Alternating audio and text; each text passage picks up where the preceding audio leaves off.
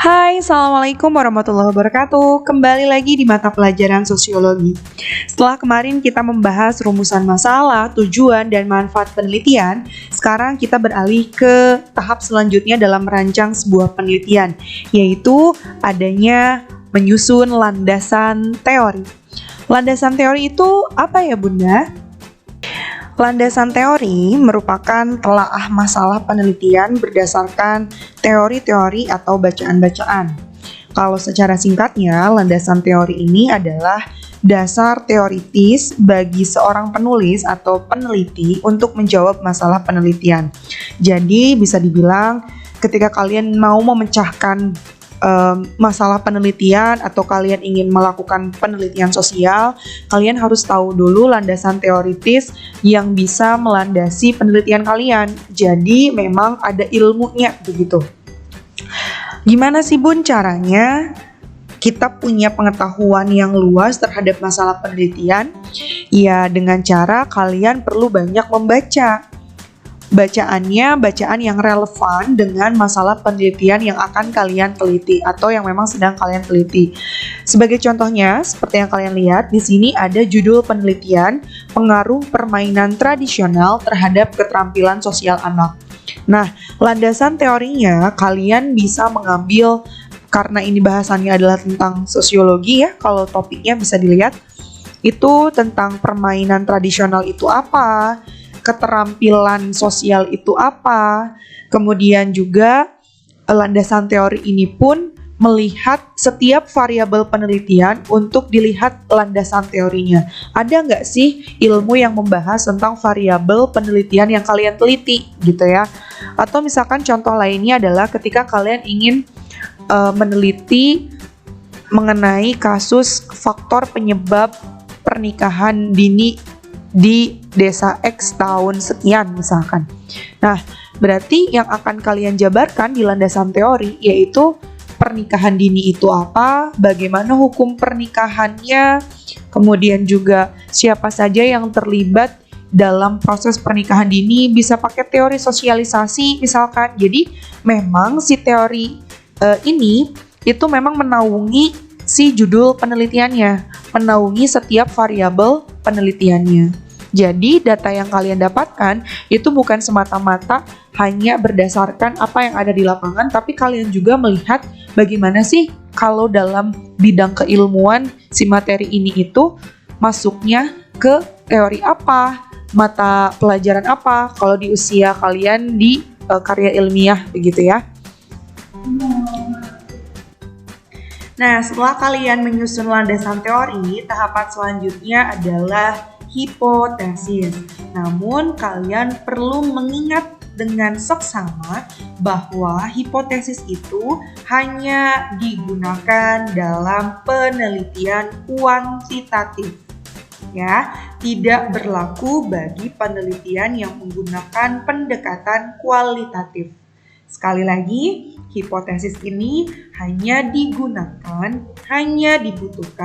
dalam penelitian kuantitatif. Hipotesis itu apa, Bunda? Yuk, kita simak. Hipotesis itu adalah jawaban sementara, kemungkinan jawaban atas masalah penelitian yang kita teliti. Atau mungkin kita bisa bilang jawaban sementara, praduganya kita, dugaan sementara tentang masalah penelitian kita. Contohnya nih, ketika tadi ada judul pengaruh permainan tradisional terhadap keterampilan sosial anak. Hipotesisnya apa? Kemungkinan ada pengaruhnya tuh antara permainan tradisional dengan keterampilan sosial anak. Tapi bisa jadi tidak ada pengaruhnya antara si permainan tradisional dengan keterampilan sosial anak. Itu disebut dengan hipotesis. Hipotesis itu dibagi menjadi dua. Ada yang disebut dengan hipotesis 0 atau kalian tulis H0, yaitu dugaan awal sebelum penelitian. Biasanya berisi apa yang ingin dipatahkan atau ditolak dengan melakukan penelitian. Maksudnya, hipotesis nol itu menyatakan tidak ada hubungan, tidak ada pengaruh, itu disebut dengan hipotesis nol. Untuk jenis yang kedua dari hipotesis, yaitu ada hipotesis kerja atau hipotesis alternatif. Kalian menuliskannya HA. Adalah hipotesis kerja yang ingin dibuktikan oleh peneliti. Biasanya menyatakan hubungan antar variabel X dengan variabel Y. Kalau di hipotesis nol, itu kalian menuliskan bahwa nggak ada hubungan, tidak ada pengaruh, tapi kalau hipotesis alternatif, justru dugaannya adalah menyatakan ada hubungan, ada pengaruh, dan lain sebagainya. Ya, sampai situ dipahami? Kemudian, setelah kita membahas jenis hipotesis, di sini kita akan membahas mengenai ciri hipotesis yang baik atau ciri dugaan yang baik itu dalam penelitian itu seperti apa sih? Ya, yang pertama bisa diterima dengan akal sehat. Yang kedua, menyatakan hubungan antar variabel dalam sebuah penelitian. Kemudian dapat diuji, singkat, dan dalam bentuk pernyataan, serta konsisten dengan teori dan fakta yang telah dibangun.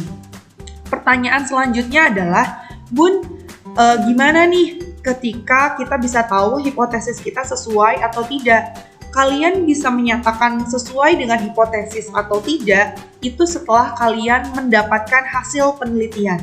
Contohnya misalkan tadi judulnya adalah pengaruh permainan tradisional terhadap keterampilan sosial anak. Ternyata setelah kalian melakukan penelitian ada hubungannya antara si permainan tradisional dengan keterampilan sosial anak.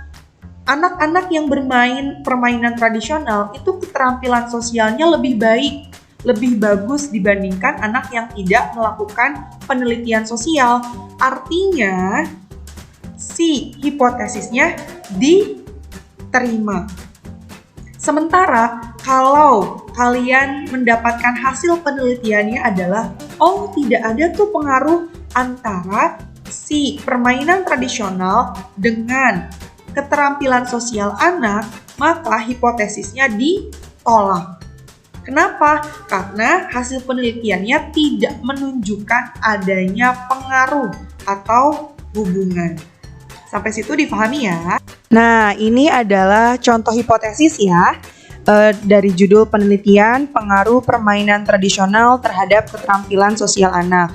Ini adalah H0, berarti yang menyatakan hipotesisnya ditolak atau ingin dipatahkan, sementara hipotesis kerja atau HA berarti menyatakan adanya hubungan antar variabel. Mudah-mudahan dimengerti ya. Terima kasih banyak sudah menyaksikan.